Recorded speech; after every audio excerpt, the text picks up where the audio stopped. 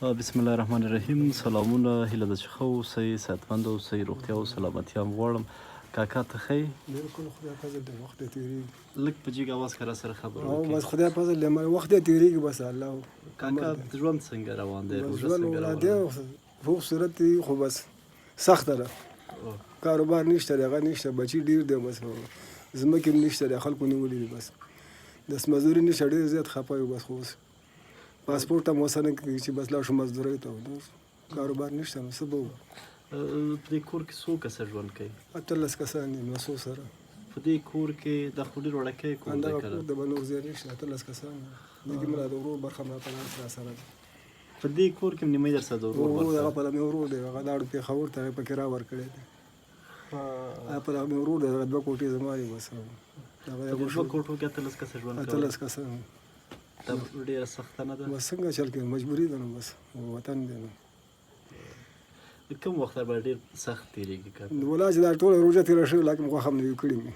دروغ به ته خدای ته ټوله روژه کې د غوښه نه مې ده خوړې، ولا کې مې خوړلې، بیخي مې نه ده خوړلې. دغه پټي ترکاري ده. بله بیا بل زوی هم پې وموالو، وایي کدو پوخ کړی دی، مالته یې وګټه راوړه مونږ ته که نه. یو څو څاپېړې مې مرور شو، ایسته لاړو ښار کې، چې برکشي کوي که څه شی کوي. هغه مې ووالو. او دا مسیحګکان دی؟ دا سم دا مې هم نسی دی، دا مې هم نسی دی، هغه هم ده. او دا نور مې زامن دي، واړه دي، مرشانې جلاکیانې دي. نن روژه ماتي کې څه شی وخوړل؟ نن کدوانو.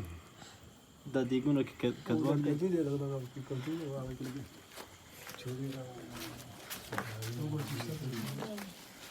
ښه، په سپیا کوم پخ کړي؟ ښه، دا خو د دې فکر کوم که نه. دا لوبیا او هغه به کدو وي.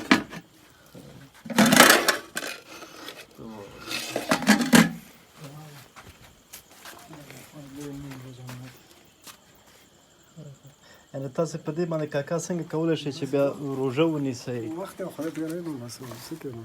دا مسیح درنه کله کله نه غواړي؟ دغه پیسې غواړي، ورته هم نشته چې نشته، څه بره لاس ونیسه، ورته هم بره نه غواړه. پوه شو چې نشته. نو بس دا نن مریض و مازدیګر 200 روپۍ مې وړې، هغه یو سل سال بېرته ډاکټر پاتې شولې. هغه بله د هغې په لاس باندې سپوړي دي. بس دا ګوره غوسه مې نه کېږي. دا ګوره دا ګوتې داسې شوي دي. ورته مې ښار ته وړې، هغې سره ښه نه شو. دا خو ټول زخمي دي که نه؟ ټول داسې دي، بس نه پې څه کولی شو. داسې علاج دا درد هم کوي، خوره کوي؟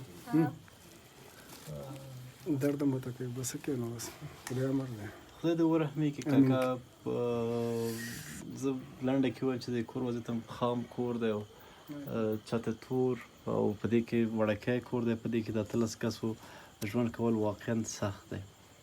کاکا دغه مرسته درته یو بیبي حاجي ده، تورپیکۍ نومیږي، د هالنډ نه، خپله مریضه ده، زوی مریض دی، دپاره رالیږلې چې ته ورته دعاوې وکړې. خدای دې په خپل دل بار خیرات قبول کړي، خدای دې شفا کامله ورته ورکړي. امین کړي. خوشحاله اوسې. دغه اندازه وړه دي او مکروني او مختلف شیونه دي د روژې مبارکې میاشتې لپاره. خدای دې وکړي چې لږ درنه دا روژه ختمه شي.